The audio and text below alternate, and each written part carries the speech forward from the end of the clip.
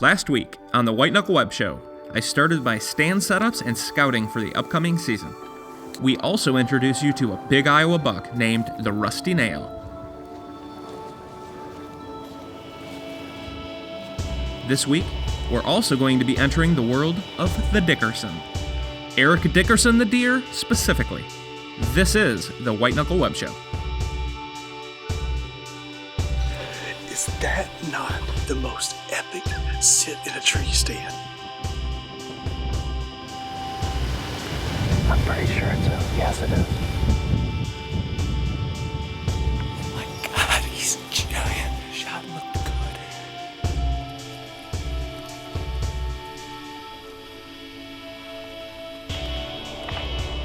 It's all I want every year right there. Look at this thing. What do you think of that? That is huge. Bam! Perfect. Came right in.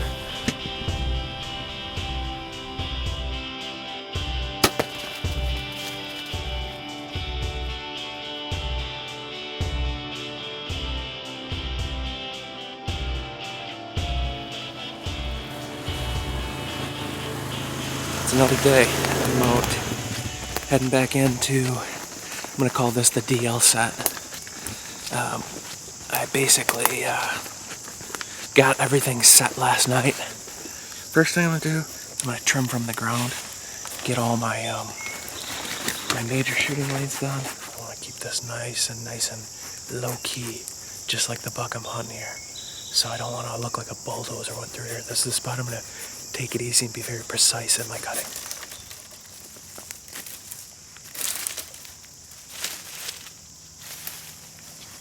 I've gotten most of my trimming done. I'm kind of pulling myself off right now because if I trim anymore, I'm going to do damage, I think. But I'm pretty happy I got some pretty nice shots down through here. And hopefully I can get away with it. I mean, you can see right behind me, there's no cover. There's no cover on the tree. So this is where you're going to have to be ready in position. One of these spots where we'll be standing a whole bunch.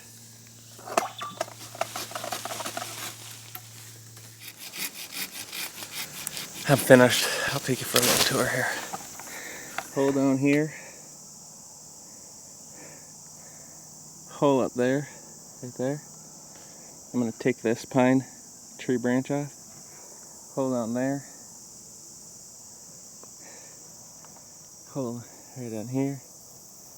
And here, right here, and then right down here. I gotta do a little trimming from up here yet, and then this will be finished, and then I'll be on to the next chore.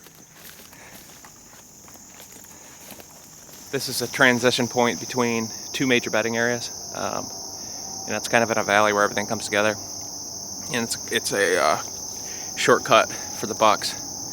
So this is where I know I need to be. My question is whether I want to try to do it out of two different stands, because I've got a harebrained idea right where this main shot is.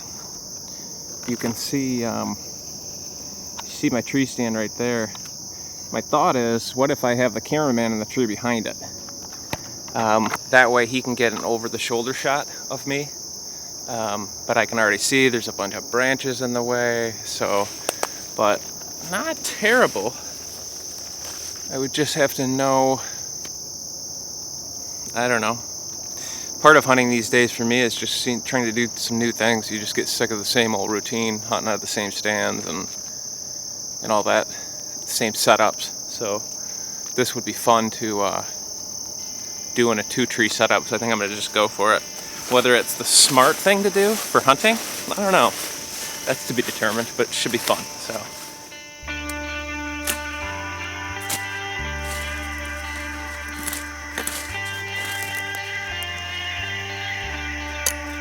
If you ever wanted to know which side to start your lone wolf steps on, what I always do is pick the side I think I need to, and then I do it the opposite way. And then you're guaranteed that you'll be right at least 50% of the time. The one thing I can tell you about my rules of hunting, I have none. If anything, I'm always trying something different than any other hunter has ever done, or at least that's my mindset. Oftentimes, the crazier the setup, the better the hunting. All right, well, I've got set up here. My thought process here is pretty perfect. I think. We'll find out, but the angle's perfect because this other stand is pretty low, which is the way it works because it's got a lot of good cover. So in order to create some opportunities for both of us here, I gotta cut some branches, and that's always the hard part here.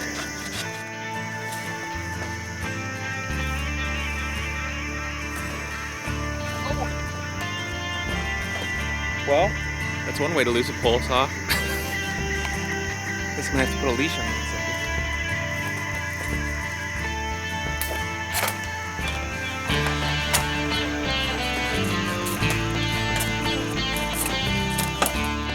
Now we're back on the hunt for the rusty nail. So far, the rut's been like non-existent pretty much. There's no movement. I got some trail camera pictures of a buck called Erik Dickerson. He just showed up the last few days at my farm. We're right in a new set here this morning that I set up particularly for this deer.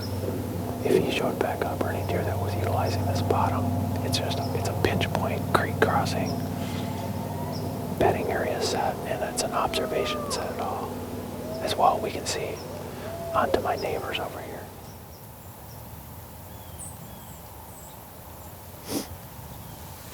It's him. Big buck. He's making a rub right down there, dude. 100 yards at least. Just look for the movement in the branches. I just saw Erik Dickerson. All morning I've just been staring down at this bottom, waiting for him, see if he would come back and bed in there. All of a sudden I see a freaking rack. I'm standing on my seat right now. He's bedded 100 yards from us. I mean, he's doing the same thing he was doing last year. And we do not have a stand down there. I looked and looked this summer. There was just nothing that had any cover.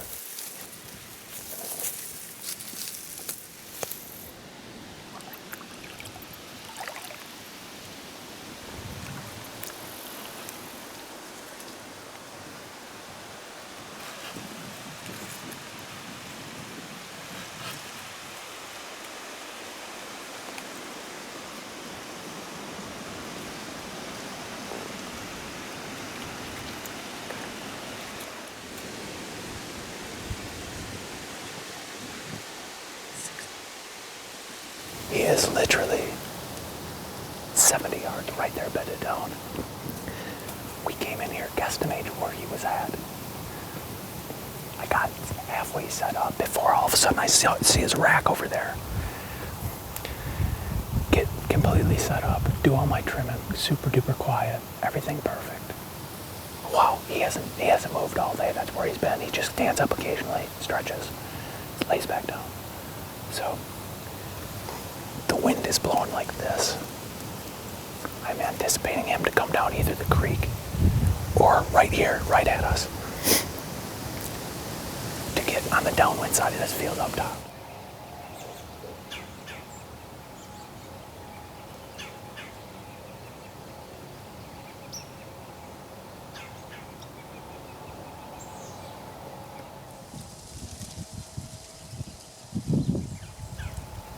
I knew where Dickerson entered and exited this bottom. I knew after dark he'd be up in the adjacent fields posing for my trail cameras, go figure. That wouldn't help me kill him, so I was trying to cut him off during daylight as he repositioned for his major movement. What can I say? It was truly our only option, and I simply had to try. Oh, if it was only that easy. And that buck got up. He was up, moving around, licking himself. I'm like, man, here he comes. He laid right back down. And that was it. Got dark, he was still there. So, but it's quite evident we're gonna have to move those stands, and we're gonna have to do it tonight because there's no other way. I've got trail camera pictures of them in the middle of the night. All we can do is go back in, different direction in the creek, keep all of our scent in the creek bottom. If God can be with us, we're gonna get that stand in the right place tonight, and then tomorrow morning get up stupid early and be waiting for him when he comes back. We've been in here now probably an hour and a half. half or so. Just getting lame. Just brainy shows, man. The steer's already killed me. He's huge, so he's worth it. But this time of year, hit or miss whether he's here or not. All we can do is keep trying, so let's just pray he shows.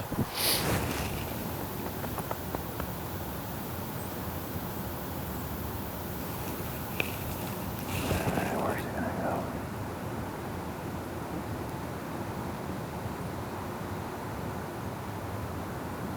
Not bad, huh?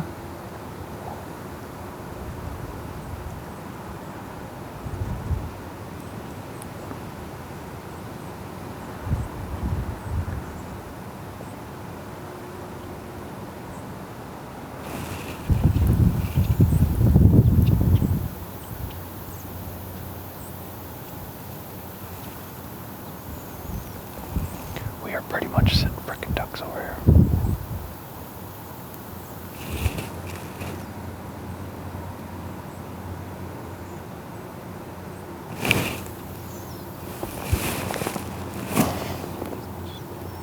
What's that?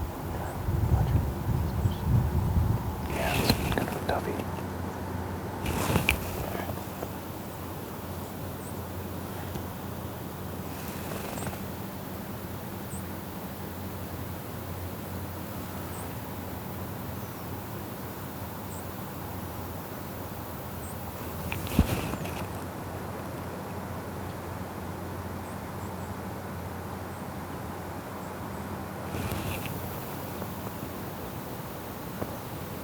Bleh.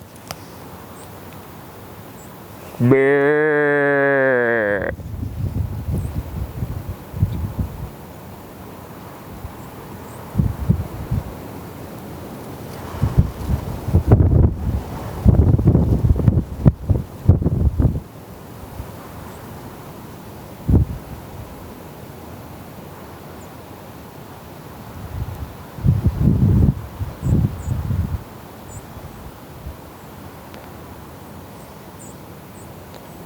Bleh.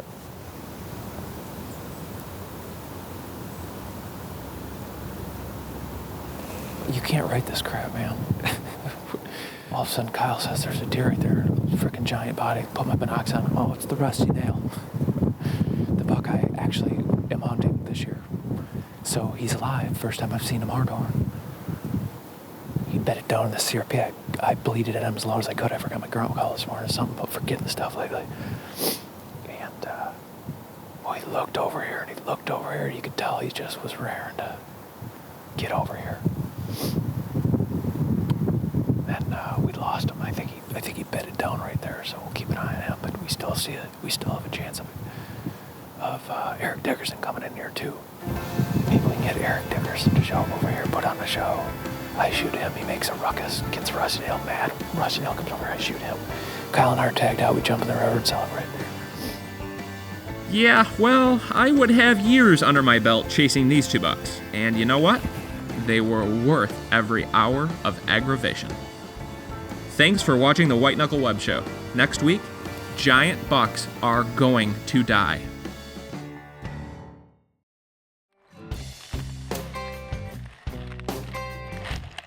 Stick and pick we use all the time. My ground mounts, my tree mounts, started to use them for the second angle cameras.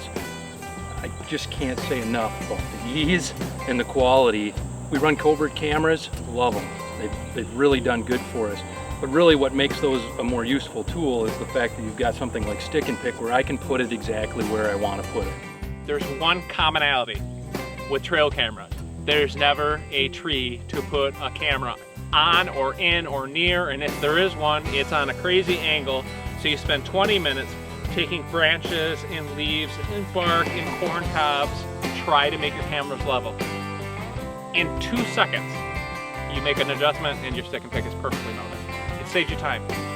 I really like the setup that I got going with my trail cameras and with the stick and pick camera stands. I mean, you know, you either put them on a tree or stick them right in the ground, and the deer just seem to get used to them and don't shy from the camera. And it's just unbelievable the footage that you can get in video mode with that setup.